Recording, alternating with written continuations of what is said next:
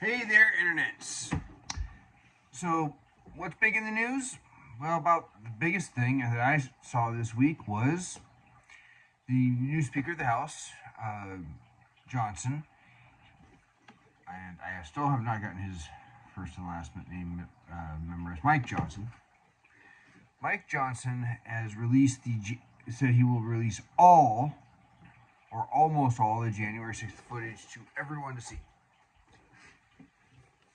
And of course, the Democrats don't like it. Now, is it pure partisanship? Maybe. They say this, so we have to say this. That's a terrible way to approach governance or politics. If you're winning the argument or the other side's agreeing with you, that shouldn't be a problem. But no, they want to keep it secret. They were upset that that Kevin McCarthy released just a little bit more to Tucker Carlson, and only to Tucker Carlson. And quite frankly, it should not have been released to just one outlet. It should have been released to whoever. All of it should be. There's about 5% supposedly out of about 44,000 hours worth that isn't going to be released for concerns over security or if it could create personal attacks against private citizens. So they're going to obscure some faces, but honestly, I'm not even sure they should obscure faces. If you're not proud enough of your actions to do them, your public actions, to have your face out there, you shouldn't do them. That's why I have no respect for the Black Bloc BLM crowd, Antifa. They hide their faces and then engage in acts of violence. And I have no sympathy for that. You can't put your face out there, you can't put your name on it. I don't have to give you the time of day. However, it is your right to be anonymous. Nikki Haley has said that she wants to verify all social media users. Well, no, we just ignore those that do stuff anonymous, put stuff out there anonymously. But in the case of this, there's other concerns. Mike Lee has brought up some of it, and I'll throw some links in the description below probably. But Mike Lee, where's the article? As noted, maybe it was a Newsmax article. He called for a probe of the January 6th panel because this information not being shown. Right after it happened, somebody who was actually on the left said, why aren't we investigating the cops that let people in? Then everyone was shutting up about the cops that let open doors. Don't forget, there's two sides to that building. One side, they were fighting with cops. Those people should probably be in jail. The other side, they opened the doors right for them. It's a magnetically locked door. And there's footage of people being told, one person being pulled in, and another time there's footage of people saying, can we be in here? And they were saying, yeah, you can be in here, taking selfies with the cops. Those are not people that are necessarily trespassing. We have footage of the Q Shaman guy, whose name I can never remember, being led around by the police, Capitol Hill police, looking for an open door for him. That's all footage that, here's the bigger concern. It could be a Brady violation. Because a jury might have looked at that and said, oh, a cop told them they could be there. Well, obviously they're not trespassing. It's not that there's a story that's being lied about to try and change the narrative to a false one. It's that information may have been withheld. And quite frankly, if the Democrats are about the truth, they should be unafraid of this extra 40,000 hours of footage being out there. They should not be afraid of it if they're just in their judgments and cause, because it will back up their cause. If it does not back up their cause, then maybe there's some things that need to be rethought. I've never been able to buy into it was a stolen election thing. Too many moving pieces. But there are certainly some things that didn't seem right where I've heard about people being held without charge or trial or being held longer before being able to be tried than their sentence would be if they were found guilty.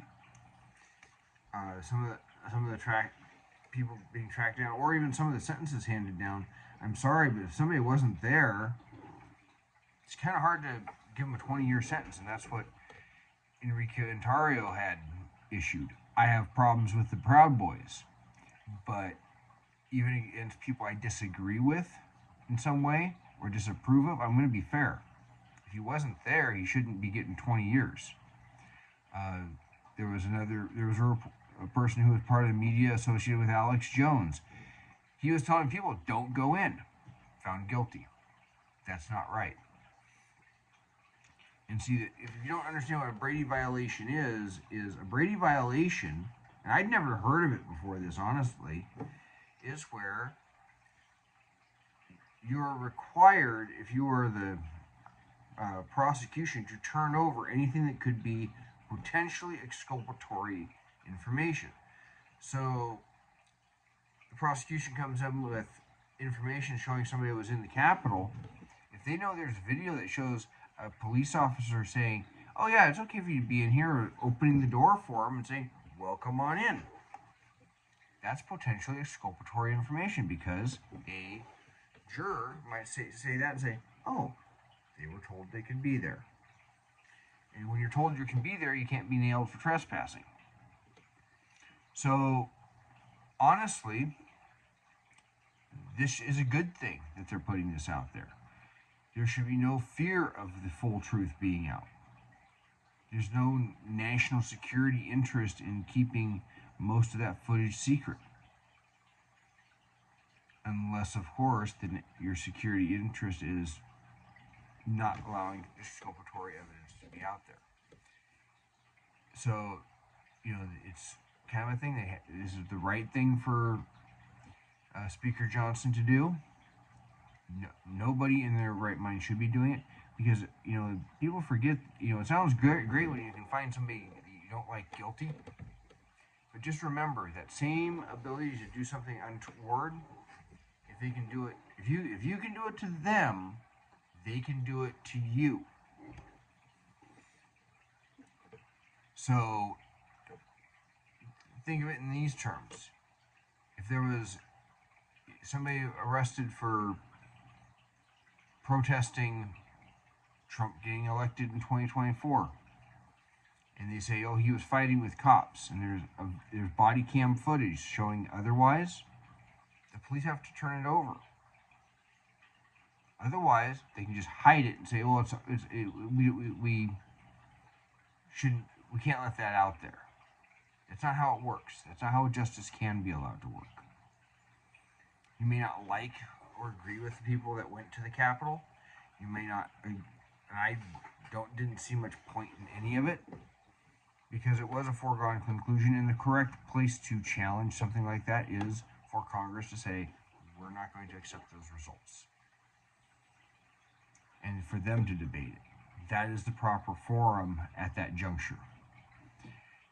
And people that wanted to force their way in it, I'm sorry, but I can't think of his name now, but the guy that everyone was saying, he was on tape the night before saying, we need to go in there, and people start chanting, Fed, Fed, Fed, Fed. And they were calling him out as a federal agent. He says he wasn't. Now he's being charged with something very minor after all this time.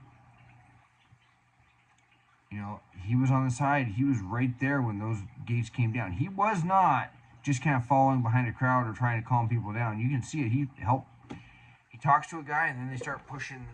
He's right behind the guy that's pushing it down and following him in. He doesn't step aside right off the bat. No. And those people that pushed that barrier down should not have been doing it. They should be charged, and that includes that individual. So there you go. That's kind of what's there. This is the right thing for the speaker to do. Anybody who objects to it, I would be very curious what objection someone would have of people being able to see the security footage for themselves, or if it is exculpatory, why you would want to withhold it. because I don't get it. Until then, if you have thoughts, think somebody else needs to hear this, like, share, subscribe, leave a comment. It always helps. I try to respond to comments even if they're disagreeing ones. Until then, you all take care.